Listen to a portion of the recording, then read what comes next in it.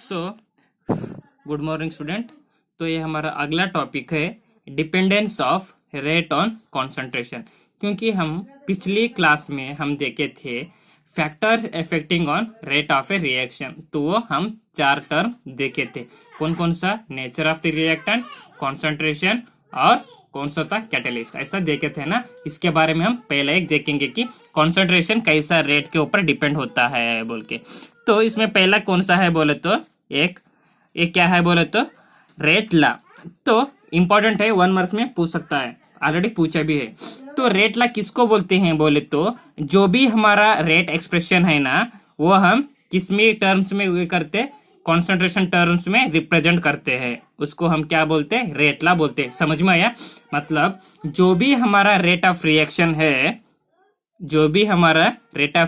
है, हम उनको कॉन्सेंट्रेशन टर्म में रिप्रेजेंट करते हैं ना, उसको हम क्या बोलते हैं? रेट ला बोलते हैं। अभी फॉर एग्जांपल ऐसा रेट ऑफ रिएक्शन है, इसको हम कैसे रिप्रेजेंट करते हैं? -1/a D of concentration of T. तो ऐसा रिप्रेजेंट करते हैं ना, उसको हम क्या बोलते हैं? रेट ला बोलते हैं। इसको और एक नाम भी है, को क्या है बोले तो रेट इक्वेशन भी है और रेट एक्सप्रेशन है। तो अभी देखिए, अभी rate expression and rate constant. तो रेट एक्सप्रेशन क्या होता है बोले तो इफ अगर हमारा concentration of the reactant increase हुआ, तब हमारा रेट ऑफ रिएक्शन भी क्या होगा? इंक्रीज होगा। अगर हमारा concentration of the reactant decrease हुआ ना, तब हमारा रिएक्शन भी क्या होगा? डिक्रीज होगा। मतलब ये दोनों टर्म्स क्या होगा? इक्वल रहेगा। मतलब कॉन्सेंट्रेशन इंक्रीज हुआ तो रेट भी इंक्रीज होगा, और कॉन्सेंट्रेशन डिक्रीज हुआ तो रेट भी डिक्रीज होगा। तो ये क्या है बोले तो एक इक्वेशन है। तो कंसीडर जनरल इक्वेशन, ये इक्वेशन है। इधर small a, small b, small c, small d, ये क्या है बोले तो stoichiometric coefficient of reactant and product. ये कैसा क्या है बोले तो ये जो भी हमारा रेट इक्वेशन है, इसके पीछे डिनोट करता है। मतलब जो नंबर्स रहते हैं ना, उसको डिनोट्स करते हैं, वही इसको क्या बोलते हैं हम? Stoichiometric coefficient. फॉर एग्जांपल इधर 2a + 3b = 2a 2c 2d ऐसा रहे तो इसके पीछे जो नंबर बोले ना मैं 2 3 2 ऐसा, उसको हम क्या बोलते हैं? Stoichiometric coefficient of the reactant and product बोलते हैं। देन हमारे को पता है कि रेट एक्सप्रेशन क्या है बोले तो so rate is directly proportional to the a⁴x b⁴y, then where x and y may or may not be equal to the stoichiometric coefficient। मतलब ये क्या है बोले तो ये पावर है ना x एंड y, ये क्या रहता है बोले तो ऐसा इक्वली नहीं रहता है। इक्वल रह सकता है, मे भी नहीं रह सकता है। ऐसा कुछ भी कंडीशन नहीं है कि इसके ऊपर पावर 2 रहे तो इसके पावर ऊपर ही 2 ही रहना, ऐसा कुछ भी नहीं है। इधर 1 रहे तो इधर 3 भी रहेगा, ऐसा कुछ भी कंडीशंस नहीं है। Then rate is equal to k a⁴x b⁴y। तो इसका डिफरेंशियल बोले तो -dr/dt। क्यों? क्योंकि इधर रेट डिक्रीज हो रहा है, तो is equal to a same. So ये क्या हो गया? हमारा रेट ला एक्सप्रेशन हो गया। इंपॉर्टेंट है। तो k क्या है बोले तो k is the proportionality constant, इसको हम क्या बोलते हैं? रेट कांस्टेंट बोलते हैं। Then the exponents of the concentration terms are not the same as the stoichiometric coefficient. बोले ना अभी मैं, जो ऊपर पावर है ना वो इक्वली नहीं रहता है। तो एक एग्जांपल है तो ये क्या है बोले तो एक इक्वेशन है, केमिकल बैलेंस इक्वेशन है। ये क्या है? हमारा थ्योरेटिकली इक्वेशन है। अगर हम यही इक्वेशन को प्रैक्टिकल में ही करें तो क्या हो रहा है? डिफरेंट आ रहा है। देखो इधर क्या है? सेम CH3 सेम है। Cl2 क्या है? Cl2 नहीं है, क्योंकि इधर 1/2 रहना चाहिए था। 1/2 Cl2 रहे तो तब हमारा क्या होता था? Cl2 और क्या होता था? Cl2 और ये Cl2 सेम रहता था, लेकिन ऐसा नहीं है। तो ऐसा नहीं है। तो ये क्या हो रहा है बोले तो इधर ये Cl2 सही है, लेकिन ये Cl2⁴ 1/2 है। अगर इधर 1/2 रहे Cl2 रहे तो तब हमारा क्या होता था? ये थ्योरेटिकल वैल्यू और प्रैक्टिकल वैल्यू सेम रहता था, लेकिन ऐसा सेम नहीं है। तो इधर देखो, इधर भी देखो, ये इक्वेशन देखो और ये इक्वेशन देखो। तो ये क्या है? हमारा थ्योरेटिकल वैल्यू है और ये क्या है? हमारा प्रैक्टिकल वैल्यू है। इसके इधर 1 है, इधर 0 है, लेकिन थ्योरेटिकल वैल्यू में इधर वैल्यू नहीं है। तो इसलिए ये पावर 1 है, इधर 0 है। मतलब ये थ्योरेटिकल है, ये प्रैक्टिकल है। प्रैक्टिकल और थ्योरेटिकल वैल्यू सेम नहीं है। तो इससे हमारे को क्या पता चलता है बोले तो जो हमारा रेट लॉ ऑफ रिएक्शन है, ये क्या है था बोले तो जो हमारे केमिकल रिएक्शन देखते हैं ना, ये थ्योरेटिकल वैल्यू और प्रैक्टिकल वैल्यू केमिकली बैलेंस नहीं रहता है। थ्योरेटिकल डिफरेंट रहता है और प्रैक्टिकल डिफरेंट रहता है। समझ में आया? तो अगला टॉपिक है हमारा ऑर्डर ऑफ रिएक्शन। इंपॉर्टेंट है, 1 मार्क्स में कंपलसरी पूछ सकता है। तो ऑर्डर ऑफ रिएक्शन किसको बोलते हैं बोले तो जो भी हमारा sum of the power of the concentration of reactants in the rate law expression.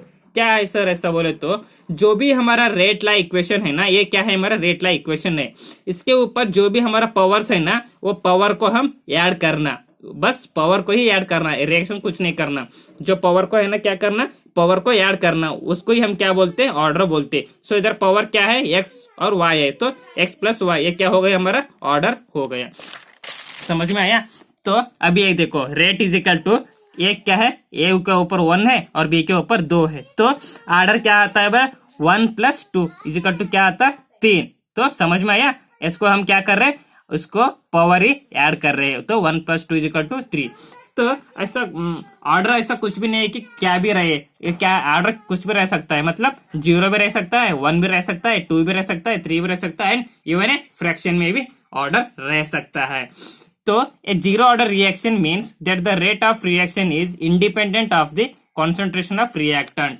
मतलब ये जीरो ऑर्डर रिएक्शन है ना, फॉर एग्जांपल इधर R is equal to K, A to the power of concentration B to the power of concentration है। अगर हम zero order निकले तो इसके ऊपर भी जीरो, बी के ऊपर भी जीरो पावर, बी के ऊपर भी जीरो, तब क्या होगा, ये दोनों क्या है हमारे कॉन्सेंट्रेशन टर्म्स है, इसके ऊपर पावर जीरो रहे तो ये पूरा कॉन्सेंट्रेशन क्या होगा, जीरो होगा। तो इसलिए जो हमारा रेट है वो क्या होता बोले तो इस कॉन्सेंट्रेशन के ऊपर इंडिपेंडेंट रहता है। कहां पर, जीरो ऑर्डर के ऊपर वो इंडिपेंडेंट रहता है, क्योंकि उसके पावर जीरो रहे है इसलिए वो इंडिपेंडेंट रहता है। तो ये क्या है, नोट है। मतलब ये एलिमेंट्री रिएक्शन किसको बोलते हैं, मतलब जो, तो एलिमेंट्री रिएक्शन किसको बोलते हैं बोले तो जो भी हमारा रिएक्शन है वो 1 स्टेप में ही कंप्लीट हो, मतलब एक ही स्टेप में हमारा ऑर्गेनिक रिएक्शन आते हैं ना, उसको हम क्या बोलते हैं बोले तो एलिमेंट्री रिएक्शन बोलते हैं। फॉर एग्जाम्पल ऐसा C+O2 CO2 क्या है, 1 स्टेप में रिएक्शन आ रहा है, तो इसको हम क्या बोलते हैं, एलिमेंट्री रिएक्शन बोलते हैं। तो कॉम्प्लेक्स रिएक्शन किसको बोलते हैं बोले तो फॉर एग्जांपल SN2 मैकेनिज्म देखो, वो एक ही स्टेप में नहीं आता है, उनको घुमाना पड़ता है। तो जो भी हमारा मैकेनिज्म की जैसा लिखते हैं ना, हम उनको क्या बोलते हैं, कॉम्प्लेक्स रिएक्शन बोलते हैं। समझ में आया? तो इधर एक क्या है बोले तो एक रिएक्शन है, मतलब इसको हम क्या करना है, ऑर्डर फाइंड आउट करना। Calculate the overall order of A reaction which has the rate expression. तो ये क्या दिया, क्वेश्चन दिया है, रेट का फाइंड आउट करना है, और इसमें क्या करना, फाइंड आउट करना, ऑर्डर फाइंड आउट करना। तो A 1/2 B 3/2, सो इसका पावर हम ऐड करना, तो 1/2 + 3/2, तो पावर ऐड करें ना, ऑर्डर क्या है, मतलब ऑर्डर का मतलब कि क्या है, पावर है, तो पावर हम ऐड कर रहे हैं, तो 4/2, तो क्या हो गया 2 1 जा 2 2 जा, सो ऑर्डर क्या हो गया है 2 हो गया। देन B क्या है, B का अभी क्वेश्चन है, तो A 3/2 B to the power -1, तो 3/2 -1, तो इसको क्या हो गया, ऑर्डर क्या आता है इधर 1/2, सो 1/2 क्या है, ये फ्रैक्शन है। समझ में आया? मतलब ऑर्डर मतलब जो भी हमारा पावर्स रहते हैं ना उसको हम ऐड करना, बस उतना ही सिंपल। तो यूनिट्स ऑफ रेट कांस्टेंट, तो यूनिट्स हम कैसा निकाले रेट कांस्टेंट का, तो फॉर ए जनरल इक्वेशन, तो ये क्या है, इक्वेशन है और इनका रेट क्या है, ये k a to the power of x और b to the power of y है। सो k इज, अभी हमारे को क्या करने का है, रेट कांस्टेंट फाइंड आउट करने का है। k is equal to rate divide by concentration of A और कॉन्सेंट्रेशन ऑफ बी। तो रेट का क्या आता है बोले तो कॉन्सेंट्रेशन अपॉन टाइम, ये क्या है हमारा रेट का है। अभी ये क्या है बोले तो 1 divide by concentration of n बोले तो इधर हमारा कॉन्सेंट्रेशन है ना n नंबर से, इधर क्यों है 2 है, इधर कॉन्सेंट्रेशन ऑफ 2 ऐसा नहीं लिख सकता क्योंकि n नंबर कितना भी आ सकता है, ऐसा 2 ही नहीं है, तो इसीलिए हम क्या बोल रहे हैं, इसका 1 divide by concentration to the power of n। तो कॉन्सेंट्रेशन बोले तो किस में डिनोट करते हैं, हम मोलैरिटी में डिनोट करते हैं। तो मोलैरिटी का यूनिट क्या है बोले तो मोल पर लीटर, ये मोलैरिटी का है, और टाइम का क्या है, सेकेंड है, सो इंटू 1 डिवाइड बाय ये क्या है, मोल पर लीटर, तो to the power of n। समझ में आया? अब ये पावर n है ना, इसके ही हम इसको zero order, first order, second order find करना।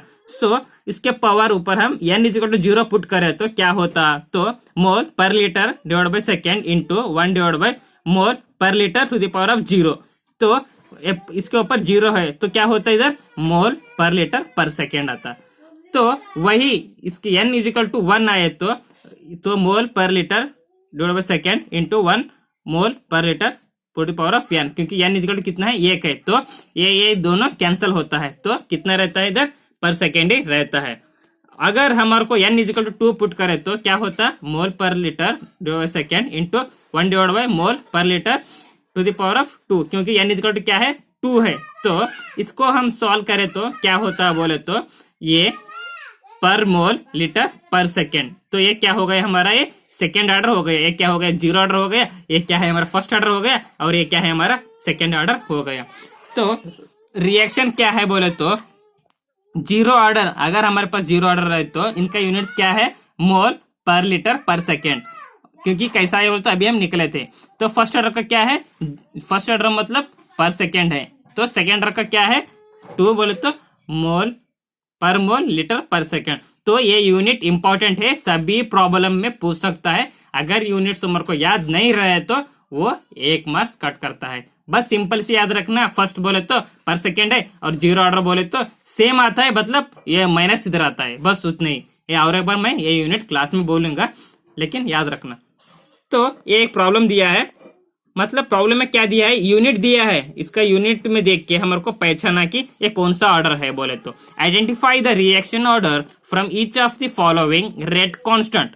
तो K is equal to 2.3 10 to the power of -5 litre per mole पर सेकेंड।